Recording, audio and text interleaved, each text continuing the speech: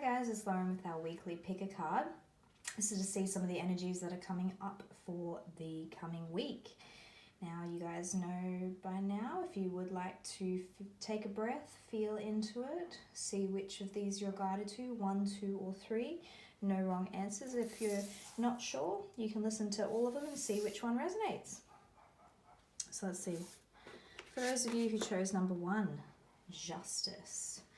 So for me, I feel like this is about balance. This is about maintaining the equilibrium of where, and almost like where the powers are, well, what you felt that the power was in the other person's hands. Seems like you're balancing out and getting self-empowerment this week. So if this is to do with a relationship, for those of you who chose number 1, it may have been a pattern of yours that in the past, the other person seemed like they held all the power, that they held power over your emotions, they were pulling away, and you felt tugged and pulled based on whatever their actions were. So very outwardly focused, and this can be playing out in all of your relationships, not just romantic relationships, where you feel like the other person has power over the relationship. It doesn't feel equal in any way. Now, I'm reminded of the fact that this is an 11 card, and an 11 is 2 straight lines up, like right next to one, parallel to one another, going in the same direction. So I feel like for you guys, there's going to be this equalization where there was some turbulence or volatility in relationships. It's almost as if something's shifted within you in order to find this way to get on the same page with your relationships, and you're going finally in the same direction. Now, I'm focusing on the color red in this card, and this is the root chakra. This is to do with career and physical body and your career and everything that's within the physical realm. So there's going to be a balancing of all of these things that are in your physical reality. So if there's been some chaos around your career, as in the workplace, and it just feels so unbelievably chaotic, and I'm tying this into this idea of not having any power over our own life. So there could be a subset of you who feel like you're powerless within not just your relationships, but within institutions. Like in the past, you feel like life is happening to you. And the great thing, like especially because I'm a huge believer that we generally attract what we experience based on whatever it is that we're putting out into the universe. Doesn't mean that we deserve it. It's just that when things happen to us on some level, we are resonating at that particular vibration, therefore we attract it into our lives. So this happens by having imbalances or power dynamics when we're in our childhood. We may have witnessed situations where we felt powerless in those dynamics as well between our parents, or witnessing it between other siblings. Maybe for some, this may resonate for a couple of you, that you saw like an older sibling, like a much older sibling that maybe you looked up to, going through such a power struggle with a parent who wasn't parenting correctly, well, in your eyes anyway, that they were struggling either with addiction or their own toxic patterns of behavior, and they didn't have the skills or know-how in order to bring you up correctly. And seeing your older sibling fight, or even another parent fight with this parent who was displaying the toxic behavior, and taking that on, like internalizing that experience. And when we do that, we actually take on the vibration of it, and it means we attract it as an adult. So the good news is justice in the upright means that all of these things that I've just been talking about, you manage to find a way to find that equilibrium, to find that even footing where you and the other person are not in a power struggle anymore. So that's some good things to look forward to. All right, for those of you who chose number 2. Oh, okay. The Chariot in the reverse. Now, I always associate this with Pisces, if that mentions anything for you. And again, this is like for balance as well. So the yin and yang. So I actually am very drawn to masculine and feminine energies playing out in relationships. So the Chariot is, we have 2 sphinxes here, and they both want to go in different directions, and they're both pulling equally, and really the person that's in charge, this guy, has to just choose which one he wants to go with, because the momentum is there. Like, one way or another, those sphinxes are going to pull hard enough, and one of them's going to win, and you are going to be taken, like, as in, like, you will be taken through it, because the momentum of that is so strong that you will not be able to stay in one place. So it's kind of like,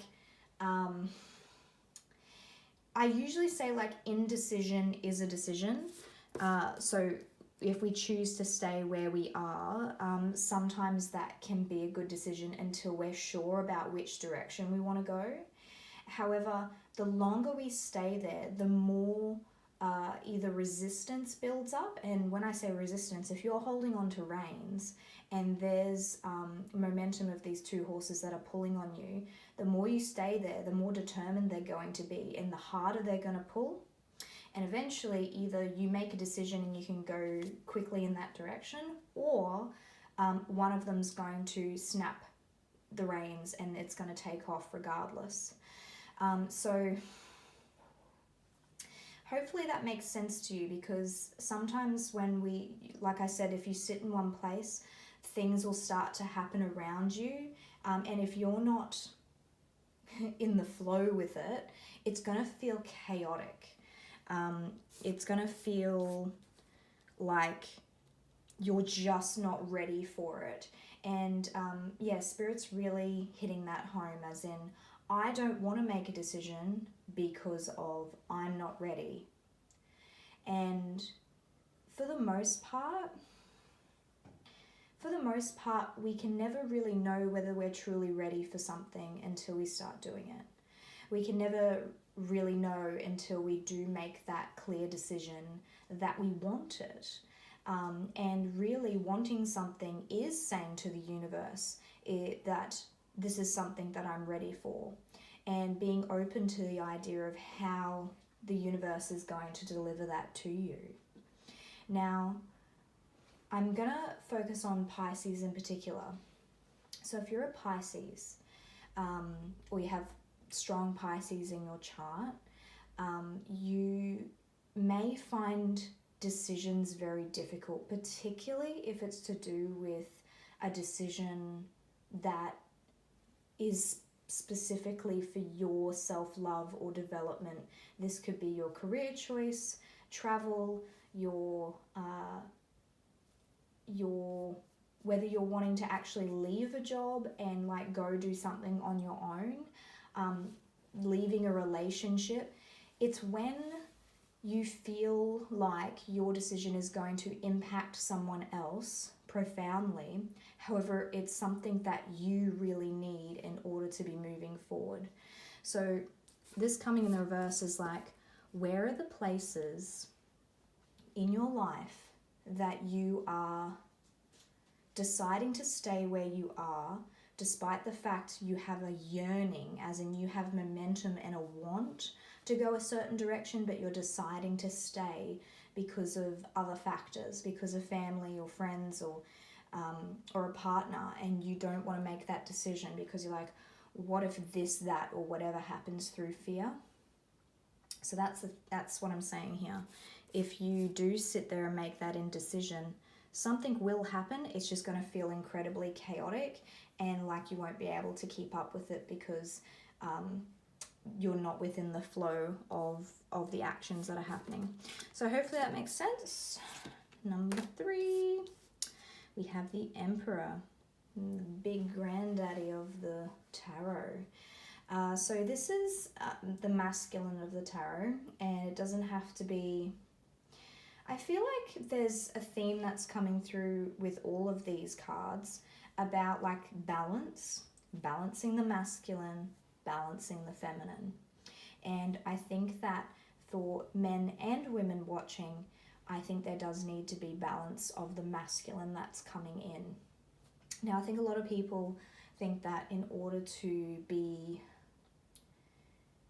to function within our career or within the workplace, especially if you're an entrepreneur, we need to be in our masculine in order to do that. And masculine is, in a healthy way, is a decision maker. He's certain, he's clear, he knows himself, and is able to make logical, rational decisions based on facts. They will probably look they're less creative and in flow, like those are more feminine. That's with the creation and allowing and flowing and that building kind of energy. He's the guy that if you're in your own business, he makes sure that he's crossing the T's, dotting the I's, setting up those spreadsheets, making sure that all of the foundations of the business is running well, in order for the feminine to have free range of creativity.